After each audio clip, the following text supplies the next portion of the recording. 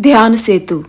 ध्यान सेतु को समझने के लिए आज की ये बात जो मैं बताने वाली हूँ, इसको समझना बहुत आवश्यक है। अगर आप ध्यान के मूल को समझना चाहते हैं तो ध्यान सेतु की ये सारी कहानी आपको ज़रूर समझनी चाहिए। कहते हैं कि सूरज भी, जो कि एक महान ऊर्जा का भंडार है, आज से करोड़ों वर्ष से वो है निरंतर रिक्त हो रहा है और 4000 वर्षों के भीतर वो समाप्त होने वाला है। सूर्य समाप्त होगा क्योंकि उसके पास फिर विकसित करने की ऊर्जा नहीं बचेगी। सूर्य प्रतिदिन मर रहा है क्योंकि उसकी किरणें उसकी ऊर्जा को ब्रह्मांड की सरहदों की ओर, अगर उसकी कोई सरहदें हैं, बहाकर बाहर ले जा रही हैं। उसकी ऊर्जा बाहर जा रही है।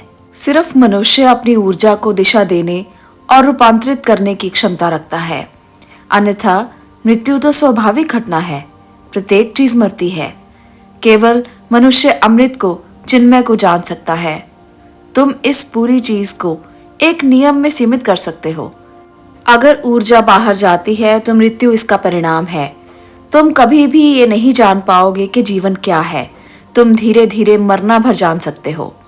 जीवित होने की प्रगाढ़ता का तुम्हें पता भी नहीं चलेगा। अगर किसी चीज की भी ऊर्जा बाहर जाती है तो उसकी मृत्यु अपने आप घटित हो जाती है। और अगर तुम ऊर्जा की दिशा बदल देते हो, बाहर बहने की बजाय वो भीतर की ओर बहने लगे, तो वहां पर रूपांतरण संभव होता है। तब भीतर की ओर बहने वाली ऊर्जा एक बिंदु पर केंद्रित होती है।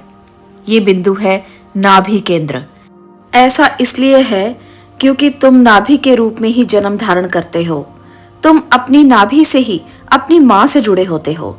फिर नाभि से ही माँ की जीवन ऊर्जा तुम्हें प्राप्त होती है और नाभि के विभिन्न किए जाने पर ही तुम एक व्यक्ति बन जाते हो। उसके पहले तुम व्यक्ति नहीं हो, माँ के ही एक अंग होते हो। असली जन्म तो नाभि रज्जु के कटने के बाद ही घटित होता है। तभी बच्चा अपना जीवन शुरू करता है, अपना केंद्र बनता है। वह केंद्र नाभि के पास होगा क्योंकि नाभि से ही बच्चे को जीवन ऊर्जा मिलती है। वही सेतु है और तुम जानो या ना जानो, अभी भी नाभि ही तुम्हारा केंद्र है। इसलिए अगर ऊर्जा भीतर बहने लगे, दिशा बदलने पर जब वह भीतर मुड़ने लगे तो वह नाभि केंद्र में ही चोट करेगी। और जब ऊर्जा इतनी हो जाएगी कि केंद्र उसे अपने में समा ना सके तो विस्फोट घटित होगा। उस विस्फोट में तुम पुनः व्यक्ति नहीं रह जाओगे।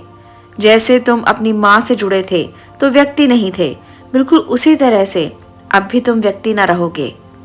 अब तुम्हारा एक नया जन्म हुआ है। तुम ब्रह्मांड के साथ एक हो गए हो। अब तुम्हारा कोई केंद्र नहीं रहा। अब तुम मैं नहीं कह सकते क्योंकि अब तुम में कोई अहंकार नहीं रहा। अहंकार जाता रहा। एक बार की बात है, बुद्ध मर रहे थे।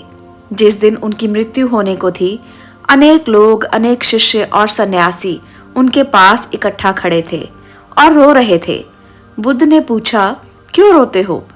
उन्होंने कहा कि शीघ्र ही आप विदा हो जाएंगे, इसलिए हम रो रहे हैं। बुद्ध हंसे और बोले, मैं तो 40 वर्षों से हूं ही नहीं। मैं तो उसी दिन मर गया जिस दिन बुद्धत्व को प्राप्त हुआ। 40 वर्षों से केंद्र नहीं रहा है। मत रो, मत दुखी हो। अब कौन मरता है? जो मैं हूं ही नहीं, वो मर कैसे सकता है?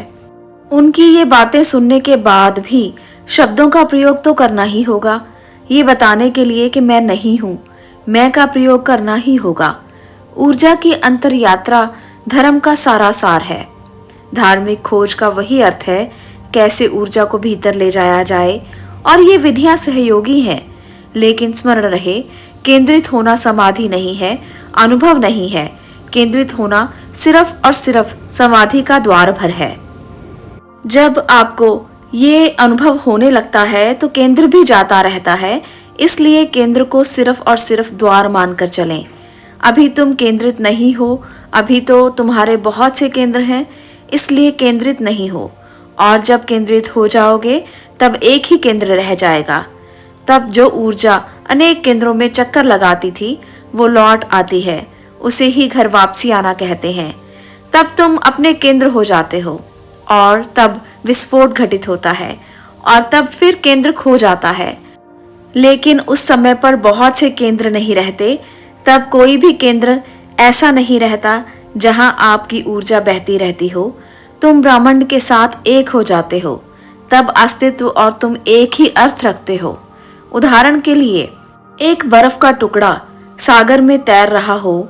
उस हिमखंड का अपना एक केंद्र है, उसका अपना एक अलग अस्तित्व है। अभी वो सागर से भिन्न है, परंतु बहुत गहरे में वो सागर से अलग नहीं है, क्योंकि वह एक विशेष तापमान पर स्थित पानी ही है। संभवतः सागर के पानी और हिमखंड के पानी में भेद क्या है? वो एक ही तो है, फर्क सिर्फ तापमान का है। फिर सूरज उगता है और मौसम गर्म हो उठता है और फिर हिमखंड पिघलने लगता है। जब फिर हिमखंड नहीं रहा, वो पिघलकर पानी हो गया। अब तुम उसे नहीं पा सकते, क्योंकि उसकी अपनी वास्तविकता नहीं रही, उसका केंद्र नहीं रहा।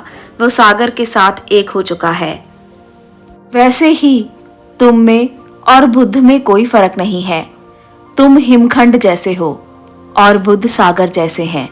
स्वभाव में कोई फर्क नहीं है, वे वही हैं, लेकिन तुम एक रूप समान हो। तुम्हारा एक नाम है, तुम्हारा एक अलग अस्तित्व है, और तुम समझते हो कि तुम हो, यानी कि मैं हूं।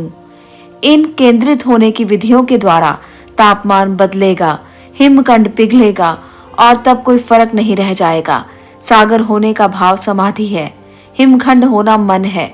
सागर सा अनुभव करना अमन को उपलब्ध होना है, और केंद्रित होना मार्ग है। मार्ग का वो बिंदु जहां हिमखंड रूपांतरित होगा। हिमखंड नहीं रहेगा। रूपांतरण के पूर्व सागर नहीं था, सिर्फ हिमखंड था। रूपांतरण के बाद हिमखंड नहीं होगा, सिर्फ सागर होगा। सागर का भाव समाधि है। अपने को समस्त के भाव के साथ एक करना ही समाधि है। वही सेतु है, वही केंद्र है। ध्यान सेतु की ये कहानी, ये आपको वाकया कैसे लगे? ध्यान सेतु के बारे में आपने क्या जाना? आपको क्या अनुभव हुआ? आप कैसा महसूस करते हैं? इन वीडियोस को देखकर आपके अंतर मन तक क्या मैसेज पहुंचता है, क्या संदेश आप ग्रहण करते हैं? कृपया कमेंट सेक्शन में ज़रूर बताएं। ऐसी ही और बातें मैं आपसे शेयर करूंगी, ताकि आध्यात्म के एक नए द्वार की तरफ हम बढ़ सकें और इस आध्यात्मिक यात्रा पर हम आगे बढ़कर अपने जीवन को रूपांतरित कर सकें। रूपांतरण जीवन की सीढ़ी है, और इन सीढ़ियों को चढ़ते चढ़ते हम उस दिशा में कदम रख सकते हैं जहां आपको एक अलग अलौकिक दृष्टि का अनुभव होगा, एक अलग रोशनी का अनुभव होगा। अगर आप भी इस रोशनी को अनुभव करना चाहते हैं तो इस यात्रा पर मेरे साथ चलें। आज के लिए इतना ही। मैं मिलती हूँ अगली वीडियो में। आपका इसे देखने के लिए धन्यवाद।